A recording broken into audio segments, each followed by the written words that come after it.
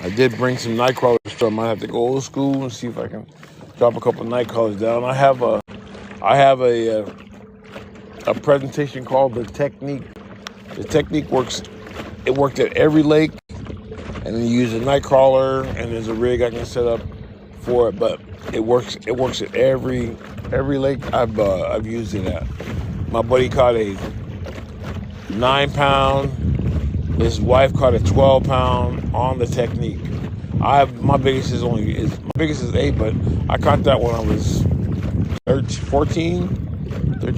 I caught an 8-pound largemouth, but he's caught one bigger than me. And then he taught his wife how to fish. She caught one bigger than both of us. And I watched the whole thing, like on the Technique. And I got away from it because it is using a night crawler, but it's the way you rig it. I got away from it, and I use Senkos and things like that. But I'll show y'all what I'm talking about. Maybe today. Yeah. Well, yeah. Thanks again, man. I appreciate that, bro.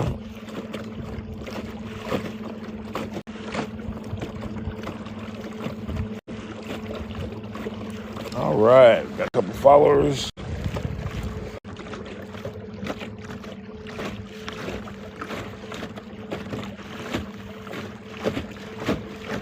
See if I can find some action. I see a boat over here.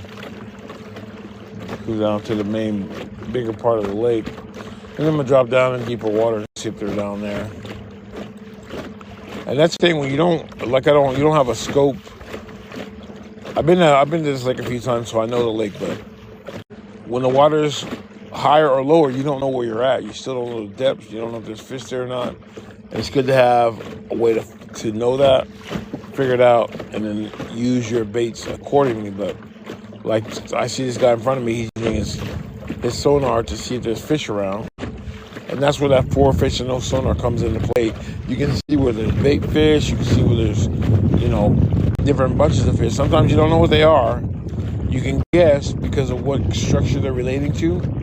Say you have a bunch of fish by trees and they seem smaller, they don't seem long like bass. They could either be crappie or red ear or bluegill or shell cream or shell cracker or any of those, or white bass. You just never know until you drop down and catch one. But it will tell you live what those fish are doing, and if there's fish there or not. So there are definitely advantages, and it does save time. It saves a lot of time.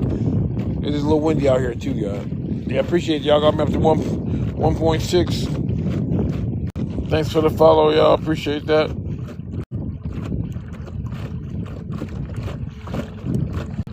Okay, Rod Doc, you'd love to send free samples of our lure protectors for your pole. Nice. Go ahead and shoot me a DM if you want. If you want my information, just let me know. I'll be happy to use your rod protectors. So no problem. I'll show everybody what it is. You know what I mean? So thanks. I appreciate that, Rod Doc.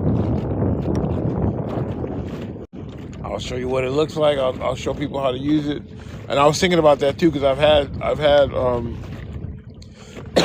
issues with you break a rod, you break a guide, or you want something to protect it for sure.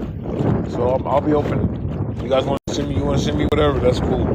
Just DM me and I'll get back to you and let you know what's going on. We do have action here. It is a little windy. It is windier out here too, because there is a storm coming. I'm trying to get it into a protected area. I should probably go over there. It's blowing coming at me, so I'm going to work this left area over there. And then I'll get behind the wind. Hopefully it won't be so windy. See if I can find some action. I'm still going to try to Cinco for a couple more times. And then I'm going to go back here in this little shallower area. See if there's crappie back here. If not, I'll put a worm on. See if I can find some bluegill maybe. Because I do only have a few hours. It's 2 now. It gets dark at 5:30. So, 2.5, 3 hours, I'll be out here seeing if I can find something.